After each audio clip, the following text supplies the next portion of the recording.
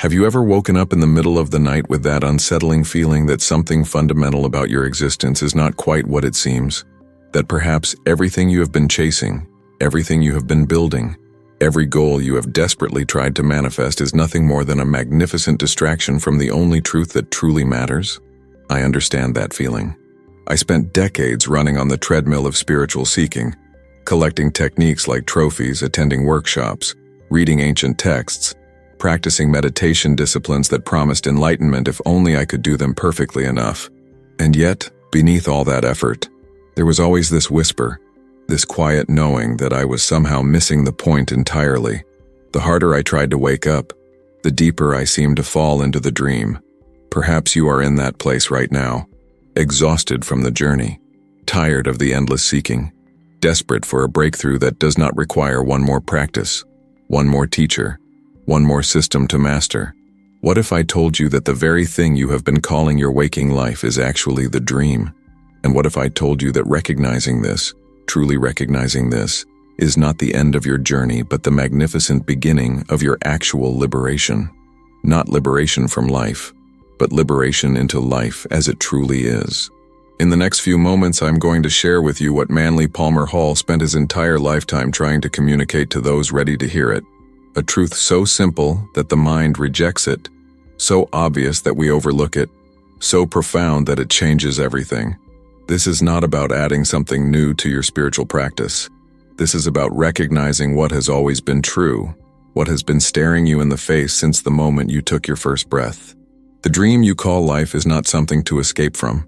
It is the very gateway to your awakening. Are you ready to stop running and finally see what has been here all along? The ancient mystery schools understood something that modern spirituality has largely forgotten. They knew that what we call the material world, this realm of form and separation and struggle, is not an illusion to be transcended but a dream to be awakened within. There is a profound difference between these two approaches, and understanding this difference is the key that unlocks everything. When we say something is an illusion, we create a relationship of rejection toward it. We want to escape it, dismiss it, prove that it is not real. But when we recognize something as a dream, everything changes. A dream is real. It is happening. You are experiencing it. But it is not what it appears to be. The events in a dream have meaning, but not the meaning the dream itself suggests. The symbols in a dream point to something deeper, something more fundamental than the surface narrative. ManlyPHall understood this with crystal clarity. He saw that every great spiritual tradition, when you strip away the cultural clothing and religious dogma, was teaching the same essential truth. The Hermetic axiom, as above, so below, is not a poetic metaphor. It is a precise description of reality. What you experience in this three-dimensional theater of existence is a perfect reflection of consciousness itself, projected outward and experienced as if it were separate from you. But here is where it gets truly extraordinary. Most people, when they encounter this teaching, make a fatal error. They conclude that if life is a dream, then nothing matters. If this is all just consciousness playing with itself, then why care about relationships, about purpose, about growth, about anything at all? This is where the teaching becomes distorted, where the medicine becomes poison. The recognition that life is a dream is not a license for apathy. It is an invitation to wake up within the dream and discover that you are not the character in the dream. You are the dreamer, and the dreamer has power that the character could never imagine. Think about your nighttime dreams for a moment. When you are lost in a dream completely identified with the dream character, that world feels absolutely real. The tiger chasing you is genuinely terrifying. The betrayal by your friend genuinely hurts. The achievement genuinely fulfills. But what happens the moment you become lucid? The moment you realize while still in the dream, wait, this is a dream? Everything changes, does it not? The tiger is still there, but it no longer has the power to harm you because you remember what you truly are. The betrayal still happens, but it no longer breaks you because you see it as part of the dream content, not as an ultimate truth about reality. The achievement is still enjoyable, but you no longer stake your entire worth on it because you know that when you wake up, all of this will be seen for what it always was, a temporary experience within consciousness. Meaningful but not ultimately defining. This is precisely what happens when you begin to awaken within the dream of your waking life. The circumstances do not necessarily change immediately, though they often do in ways that seem miraculous to those still asleep. What changes is your relationship to the circumstances. You stop being the victim of life and recognize yourself as the space in which life is appearing. ManlyPHall often spoke about the symbolic nature of existence, and this is where his teachings become deeply practical. Every person you encounter, every situation you face, every challenge that arises is not random. It is not punishment. It is not even karma, in the way most people understand karma.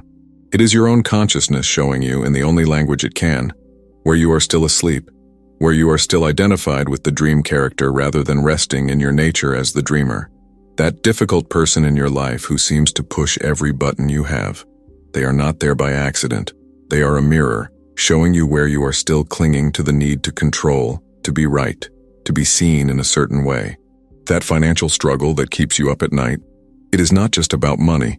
It is consciousness inviting you to examine your relationship with security, with worthiness, with the belief that your value is determined by external accumulation.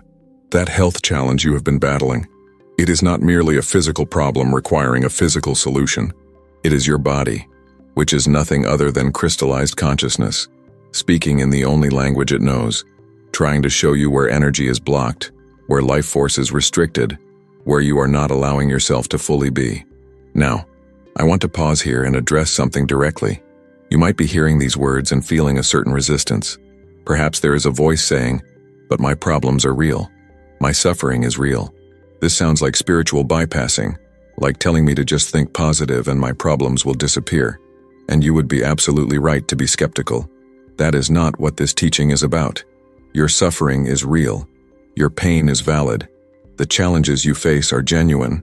What I am inviting you to see is that the suffering and pain are real experiences happening within the dream, but they are not happening to the person you think you are. They are happening to the dream character, and you have mistakenly identified yourself as being only that character. This recognition does not invalidate your experience. It liberates you from being destroyed by it. There is a profound difference between denying that suffering exists and recognizing that you are not ultimately the one who suffers. The character in the dream can suffer, and that suffering is a real experience within the dream. But when you wake up, you realize that the essential you, the conscious awareness that was present throughout the entire dream, was never actually in danger, was never actually broken, was never actually lost. Let me take you deeper into this mystery. The ancient alchemists whose work ManlyPHall devoted so much energy to preserving and explaining were not really talking about turning lead into gold. They were describing the transformation of consciousness from identification with the dense, heavy, limited sense of self into the recognition of your true nature as the light of awareness itself. This is what they meant by the philosopher's stone, not a literal object that transforms physical matter, but a shift in perception that transforms your entire experience of reality. And here is the secret that most alchemical texts will not tell you directly. You already have the philosopher's stone. You have always had it. It is the simple capacity to observe, to be aware, to notice. But you have been using it backwards. You have been using your power of awareness to identify with the contents of consciousness, rather than resting as consciousness itself. It is as if you have been given a flashlight, and instead of using it to illuminate the darkness, you have been staring directly into the beam, blinding yourself with your own light. When you were born into this world, you came in knowing something that you have since forgotten. You knew that you were not separate from the totality. You experienced everything as yourself. The breast that fed you, the hands that held you, the sounds that surrounded you. All of it was simply arising within your field of awareness, not as separate objects happening to a separate you, but as expressions of the one seamless reality. But slowly, gradually, through a process that is both necessary and painful, you learn to locate yourself in a body, to identify with a name, to believe that you are a separate individual navigating a world of other separate individuals. This is what the mystics call the fall, the descent into matter, the forgetting. And it had to happen. You could not learn, grow, or evolve without the temporary experience of separation. But here is what most people never realize. The fall was not a mistake. It was not a punishment. It was the beginning of a journey. The soul deliberately enters into forgetfulness so that it can experience the joy of remembering. The dreamer deliberately loses itself in the dream so that it can experience the wonder of waking up without ever having left the bed. This life, this dream you are living right now, is the soul's way of coming to know itself through the experience of temporarily not knowing itself. Vou fazer uma pausa aqui por momento, porque sinto que algo importante está acontecendo enquanto você me ouve. Talvez você esteja sentindo aquela emoção que surge quando uma verdade profunda toca algo dentro de você. Você tem vivido tanto tempo nesse ciclo de busca e esforço, não é mesmo? Quantas vezes você já se perguntou em silêncio: quando finalmente vou despertar? Quando vou finalmente entender? Você não está sozinho nessa sensação. Na verdade, esse é o exato momento onde muitos desistem, pensando que talvez o despertar não seja para eles, que talvez seja algo reservado para os santos e sábios, mas não para pessoas comuns. Quero que você faça algo simples, mas profundamente poderoso agora. Compartilhe nos comentários. I am the dreamer awakening within the dream. Esta não é apenas uma frase bonita. É uma declaração de reconhecimento, um lembrete para sua própria consciência do que é verdadeiro. E algo extraordinário acontece quando expressamos isso em palavras. Primeiro, você ancora este entendimento mais profundamente em sua própria experiência. Segundo, você ajuda incontáveis outras pessoas que estão lendo os comentários neste exato momento. Pessoas que pensavam que eram as únicas a sentir essa busca pela verdade. Seu comentário pode ser a confirmação que alguém precisava ver hoje, a luz que mostra que eles não estão sozinhos nesta jornada de despertar. Então, por favor, compartilhe agora. Este pequeno ato pode ser o primeiro passo consciente de uma transformação profunda, não apenas para você, mas para todos que serão tocados por suas palavras. Now, let us explore what actually changes when you begin to recognize the dream as a dream while still living fully within it. First, and perhaps most dramatically, you stop taking everything so personally. This does not mean you become cold or detached. It means you recognize that the drama happening on the surface is not the whole story. When someone criticizes you, instead of immediately defending the dream character and its reputation, you can step back and ask, what is this situation showing me? Where am I still seeking validation from outside myself? Where am I still believing that what others think of me determines what I am? This inquiry does not dismiss the human experience of feeling hurt. It contextualizes it within a larger understanding. Second, you begin to notice the patterns that repeat in your life. Have you ever wondered why certain situations keep showing up for you over and over again? Different actors, different settings, but somehow the same play? That is because the dream is not random. It is responding to your consciousness. It is showing you, again and again, where you need to wake up, where you need to see through an illusion you are still holding. When you are lucid in a regular dream, you notice this immediately. The dream will keep presenting variations of the same scenario until you get the message it is trying to communicate. Your waking life operates on exactly the same principle. That relationship pattern that keeps repeating, it will continue until you see what it is showing you about yourself. That work situation that feels like it follows you from job to job, it will persist until you recognize the internal pattern that is creating it. Third, and this is perhaps the most liberating shift of all, you stop living in constant fear. Think about what fear actually is. Fear is the emotion that arises when the dream character believes it could be permanently harmed or destroyed.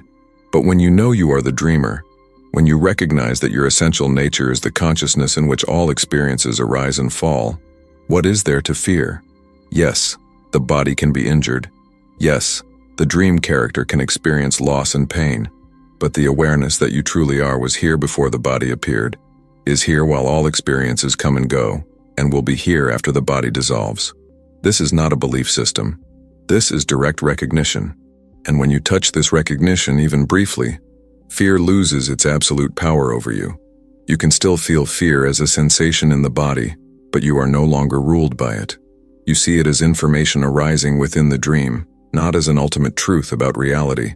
ManlyPHall often emphasized the importance of symbology, and nowhere is this more relevant than in understanding your own life as a symbolic expression of consciousness. Every element of your current circumstances is symbolic. Your home is not just a physical structure. It is a symbol of how safe and grounded you feel in existence. Your relationships are not just interactions with other people. They are mirrors reflecting back aspects of your own consciousness, both integrated and disowned. Your work is not just how you make money. It is an expression of how you believe you need to earn your place in existence, how you think you need to prove your worth. When you begin to see life symbolically, everything becomes rich with meaning. Nothing is mundane. Nothing is merely what it appears to be on the surface. That tree you walk past every day, it is showing you something about rootedness and reaching, about being firmly grounded while simultaneously growing toward the light. That river you sit beside, it is demonstrating the nature of flow, of letting go, of allowing life to move through you without resistance. The symbols are everywhere, speaking constantly in a language your soul understands even when your mind does not. Here is where the teaching becomes immensely practical. If life is a dream and you are the dreamer, then you have far more creative power than you realized. Not the kind of power the ego wants, the power to control and manipulate and force reality to conform to your preferences, but a deeper power, the power to shift the dream by shifting consciousness itself. In a lucid dream, you do not change the dream by pushing against dream objects. You change the dream by changing your relationship to it, by remembering what you are, by resting in the awareness that is creating the entire experience. The same is true in this waking dream. When you want to change something in your life, the question is not, how do I force this external situation to be different? The question is, what would I need to recognize? What would I need to see clearly? What would I need to release internally for this situation to naturally transform? This is not positive thinking. This is not visualization. This is fundamental ontology. You are not a separate individual trying to manipulate an external reality. You are consciousness itself, dreaming this entire experience into being moment by moment. When consciousness shifts, when seeing changes, when identification loosens, the dream reorganizes itself to reflect that shift. It has to. It has no choice. The dream is not independent of the dreamer. Let me give you a concrete example of how this works. Imagine you are struggling with a financial situation. The conventional approach is to think, I need more money. I need to work harder, find a better job, create a new income stream. And yes, those practical actions might be part of the solution, but they are not the whole picture. The deeper question is, what belief about scarcity, about worthiness, about the nature of abundance is this situation showing me? Perhaps you discover through honest inquiry that you carry a deep belief that you must suffer to earn, that ease is somehow not spiritual, that there is virtue in struggle. That belief is not just a thought. It is a filter through which consciousness is experiencing itself. It is shaping the dream. When you see that belief clearly, when you recognize it as just another content within consciousness rather than an ultimate truth, something shifts. The belief loses its power. And as it loses power, the circumstances that were reflecting that belief begin to naturally reorganize. This is not magic. This is how consciousness works. The outer is always a perfect mirror of the inner. Change the inner and the outer must follow. But here is the paradox that frustrates so many seekers. You cannot change the inner by trying to change the inner. That is still operating from the level of the dream character, still assuming you are a separate individual who needs to fix themselves. The actual shift happens through recognition, through seeing, through what the Buddhists call insight. You do not make yourself see that you are the dreamer. You simply notice that you have always been the dreamer. You do not create spacious awareness. You recognize that spacious awareness is what you are and have always been, and that every experience of being a limited separate self was simply a temporary misidentification happening within that spaciousness. This recognition is instantaneous. It is not a gradual process. What is gradual is the stabilization of that recognition, the integration of it into every aspect of life, the unwinding of all the habitual patterns built on the foundation of misidentification. But the initial seeing is immediate. You either see it or you do not. And here is the beautiful mystery. You cannot force yourself to see it, but you can stop avoiding it. You can stop filling every moment with distraction. You can stop running from silence. You can stop pretending that you do not already know, at the deepest level, exactly what is being pointed to here. The ancient mystery traditions had many methods for facilitating this recognition. Meditation was one, but not meditation as most people practice it today. Not meditation as a technique to achieve something. Meditation as simply stopping, as withdrawing attention from the endless stream of experience and resting as the awareness that is aware of the stream.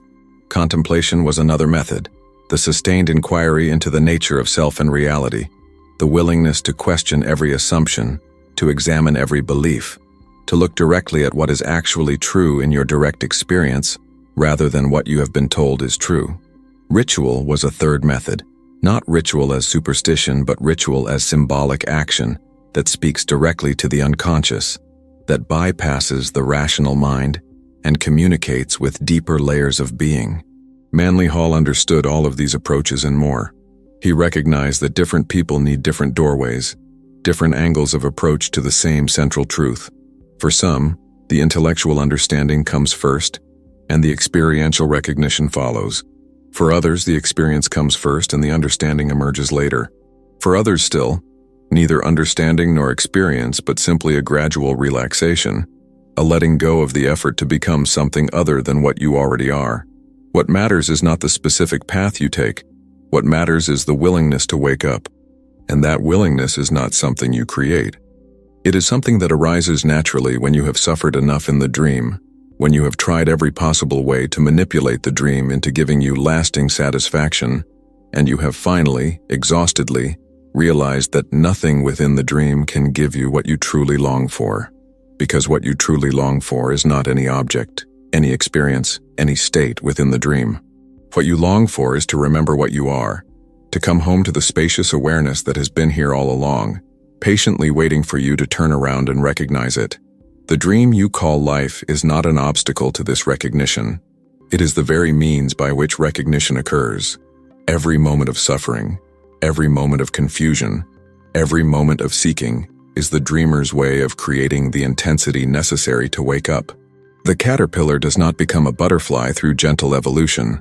It enters the cocoon and literally dissolves into formless goo before reorganizing itself into a completely new form. Your old identity, your old sense of who and what you are, must dissolve before the new recognition can stabilize. And that dissolution feels like death to the dream character. It is meant to feel like death. It is a kind of death. But what dies was never truly alive. What dies is only the false identification, the case of mistaken identity, the belief that you are the temporary wave rather than the eternal ocean. As you begin to live from this recognition, even partially, even inconsistently, certain things start to happen naturally. You become less reactive, not because you are suppressing your reactions, but because there is more space between stimulus and response. You see the stimulus arising, you feel the energy of potential reaction forming, but there is awareness watching the whole process, and that awareness is not compelled to act out every impulse. You become more compassionate, not through moral effort, but through direct recognition that every person you meet is consciousness playing a different role in the dream, that their suffering is the same mechanism as your suffering, temporary identification with a limited sense of self. You hurt less when others attack you because you recognize that attack is never really about you. It is about their own pain, their own fear, their own unexamined patterns. You become more creative, more spontaneous, more alive, because you are no longer trying to protect a false sense of self. When you know you cannot be truly harmed, you can take risks. You can be authentic. You can let life flow through you without constantly trying to control and curate the output. The liberation that ManlyPHall pointed toward his entire life is not somewhere else. It is not in the future. It is not dependent on circumstances changing. It is available right now, in this moment, in the simple recognition of what has always been true. You are not the dream character struggling through a difficult life. You are the infinite consciousness dreaming this finite experience into being. The character will continue to have experiences pleasant and unpleasant, easy and difficult. But you, the essential you, are utterly untouched by any of it. You are the screen on which the movie plays, never damaged by the events in the movie. You are the mirror reflecting all experiences, never changed by what it reflects.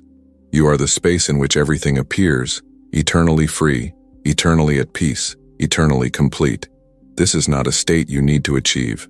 It is what you are, and the only reason you do not recognize it is because you are looking for it as if it were an object, as if it were something other than the looking itself. So what now? How do you live with this recognition? The answer is simple. You live exactly as you have been living, but you live it lucidly. You continue to play your role in the dream, you continue to engage with relationships and work and challenges and joys, but you do so knowing it is a dream. And that knowing changes everything without changing anything. The activities are the same, but the identification with them is loosened. The circumstances are the same, but the suffering about them diminishes. The dream continues, but you are no longer lost in it. You are awake within it. And from that awakened state, you become a source of light for others still lost in the dream. Not because you preach to them, not because you try to convince them, but simply because your presence reminds them of something they have forgotten, something they know but cannot quite remember, something that their soul recognizes even when their mind rejects it. The dream you call life truly is the beginning of your liberation. Not because life will eventually lead you somewhere else, but because life, when seen clearly, reveals itself to be the very freedom you have been seeking. The imprisonment was only ever in the misidentification. The suffering was only ever in the forgetting. The seeking was only ever consciousness looking for itself, like the eye trying to see itself directly. But you cannot see awareness as an object because you are awareness. You can only be awareness, rest as awareness, recognize yourself as awareness. And in that recognition, liberation is not attained. It is revealed to have always been the case. You were never bound. You were never lost. You were never separate. You were only dreaming that you were. And now in this moment, as these words land in your consciousness, you have the opportunity to wake up just a little bit more, to remember just a little bit more clearly, to rest just a little bit more deeply in what you have always been. The dream continues. Let it continue, but know what you are, and in that knowing, be free. If something within you has resonated with these words, if you felt that subtle shift, that quiet recognition in the depths of your being, do not let this moment dissolve back into the dream. This was not just another video that appeared in your feed by accident. The fact that you are here now hearing these words is itself part of the dream, showing you something. If you are tired of seeking, tired of the exhausting effort to become enlightened, tired of the spiritual practices that promise transformation, but somehow always leave you feeling like something is still missing, this channel exists for you, not as another source of techniques and methods, but as a space of remembering, of returning to the simplicity that has been here all along. When you subscribe, you are not just following a channel. You are making a declaration to consciousness itself that you are ready to wake up within the dream, that you are willing to see what has always been true, that you are prepared to release your grip on the false identity and rest in what you actually are. Each video we share here is designed to point you back to this same recognition, approached from different angles, using different metaphors, but always pointing to the same liberating truth. Activate the notification bell as well. Not because we need views, but because the timing of when these reminders arrive is rarely accidental. Often, the message that appears in your feed is exactly what your soul needed to hear in that precise moment. Share this also with someone you know who is on this journey. Someone who is seeking, someone who might be ready to hear that the very thing they are looking for is what they already are. Sometimes all it takes is one pointer, one perspective, one moment of recognition for everything to shift. And remember, you have never been alone in this. We are many, walking together, remembering together what it means to be awake within the dream, to live fully in life while knowing ourselves as that which transcends all life. Until we meet again, allow yourself to simply be, without the constant effort to improve, to fix, to become something other than what you are in this moment. You are already complete, you are already whole, you are already the liberation you seek, you always have been.